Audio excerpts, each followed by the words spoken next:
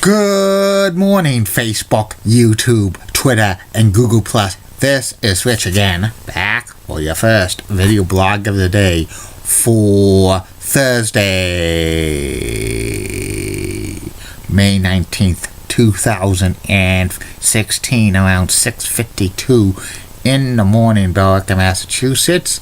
It's going to be a mix of sun and clouds today, highs in the mid-60s, a chance of some scattered showers or two, but this will not have significant rain, and the rain that's supposed to be this weekend looks like it's going to be scattered in nature, so still in a dry spell. Some news to report: the Boston Red Sox beat Kansas City Royals by a score of 5-2 last night to split the doubleheader. And in the NBA playoffs, the Golden State Warriors beat the Oklahoma City Thunder by a score of 118-91 to go up, to even the series at one game apiece.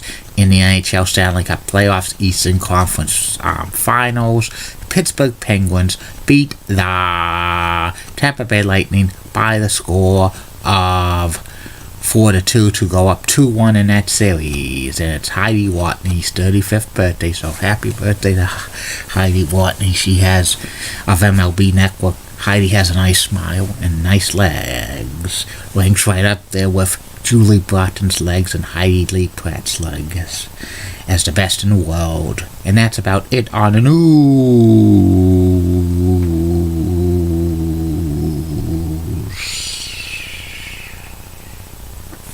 My first video blog subject of the day is about starrcade 1987 Chi-Town Heat, which happened on Thanksgiving night on November 26th, 1987, from the UIC Pavilion in Chicago, Illinois.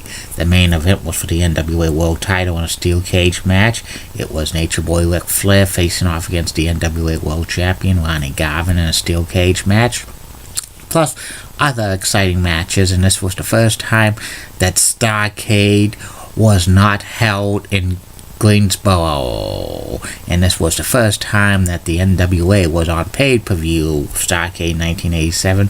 But very few cable companies signed up for starrcade 87, because on the same night it was Survivor Series 1987, the first annual Survivor Series, and Vince McMahon threatened to not have the cable companies, if they carried starrcade 1987, that they didn't carry Survivor Series, that they would not carry WrestleMania 4, and a lot of cable companies had it to carry Survivor Series 1987 because they didn't want to lose big time money on WrestleMania 4. And the WWE had a track record for pay-per-view, and this NWA didn't, and they were on very few cable systems. And the announcers for starrcade 1987 were good old JR Jim Ross and Tony Schiavone. And there were no dark matches on starrcade 87, and here they are. First match was a six-man tag team match. It was Michael P.S. Hayes and Jimmy Garvin and Sting with Precious facing off against Eddie Gilbert, Hot Stuff, and Rick Steiner and Larry Sabisco with Baby Doll.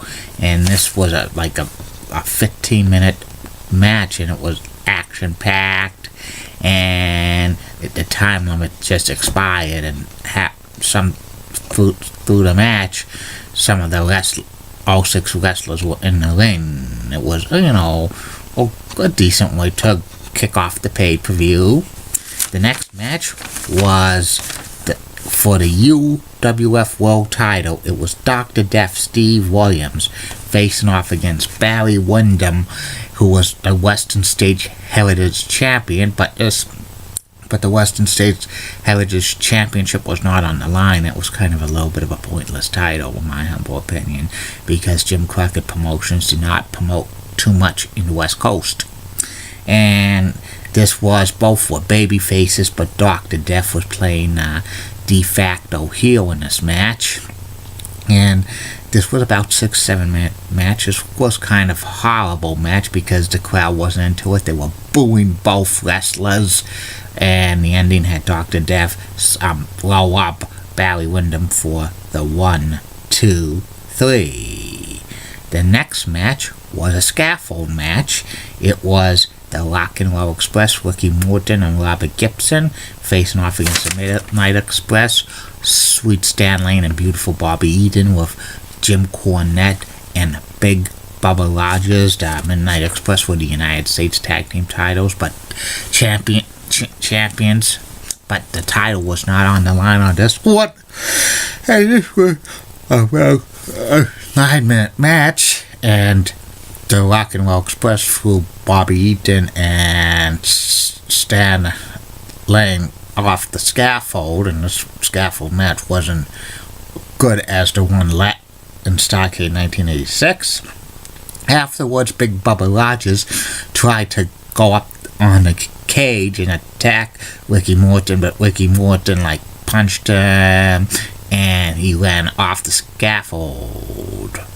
And I don't know what would have happened if Bubba went off the scaffold. He was a big man. It would have been that good. He probably would have blew out both of his knees. The next match was a unification match for the NWA World Television title and the UWF Television title. It was Nikita Koloff who was the NWA TV champion, facing off against Terry Taylor, who was the UWF TV championship, and he was with Hot Stuff Eddie Gilbert, and this was about a 12-13 minute match. It was back and forth, but Eddie Gilbert tried to interfere a couple times, but Nikita stopped him. Ending of the match had Nikita Koloff giving Terry Taylor the Russian sickle for the 1, 2, 3, and Nikita Koloff wins both titles. They kind of buried the UWF after this because Jim Crockett Promotions bought it in April of 1987, and that could have been a big invasion angle, but they didn't do anything to it. They just buried the UWF wrestlers, only selected a handful of them to keep for Jim Crockett Promotions and NWA. The next match was for the NWA World Tag Team Championship. It was Arn Anderson and Tully Blanchard, who were the NWA World Tag Team champions, facing off against Hawk and Animal, the Road Warriors, the Legion of Doom, with Precious Paul Ellering, and this was an awesome match. The referee gets knocked out, and Animal throws Arn Anderson over the top rope, and then Tully Blanchard gets knocked out as well, and then Hawk and Animal give the Doomsday Device to Arn Anderson. Arn Anderson's out. A second referee comes in, pins him 1, 2, 3, and the Legion of Doom, the Road Warriors, are finally NWA World Tag Team Champions. The crowd was going wild. This was the kayfabe city, but the referee was knocked out. Well, we read the decisions and giving it to Tully Blanchard and Arn Anderson because Animal threw Anderson over the top rope, which that's an automatic disqualification.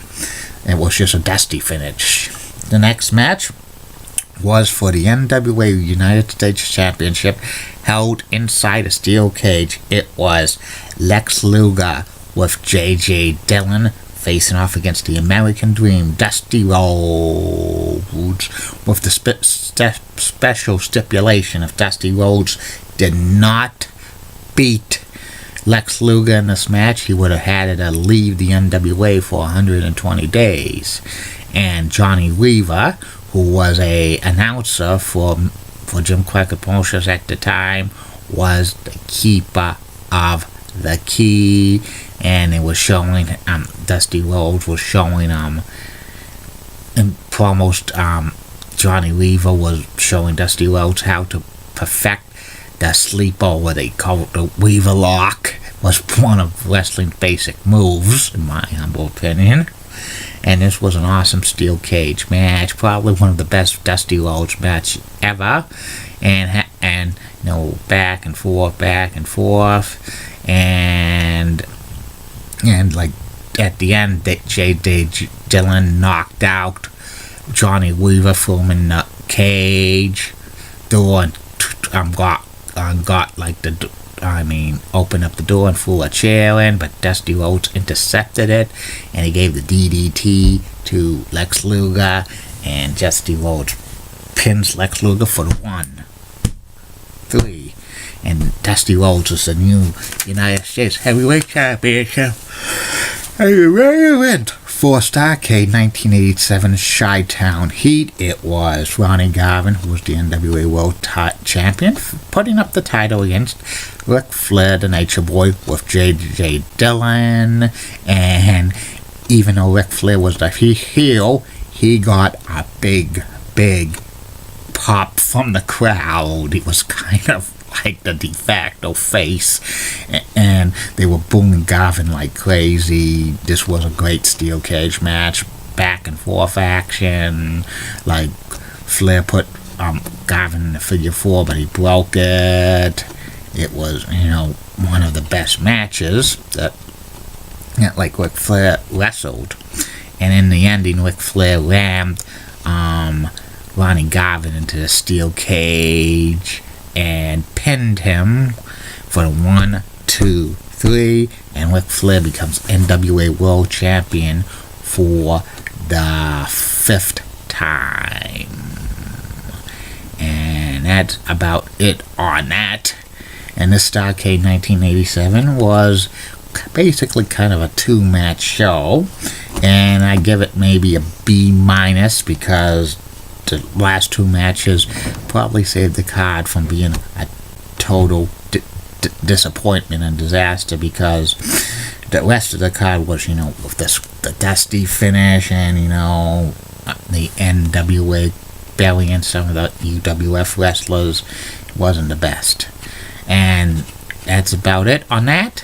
The next video blog of Starrcade will be Starrcade 1988 True Grit, which is tomorrow. 2 other video blogs coming. First video blog is the sports TV burst gonna ever bubble?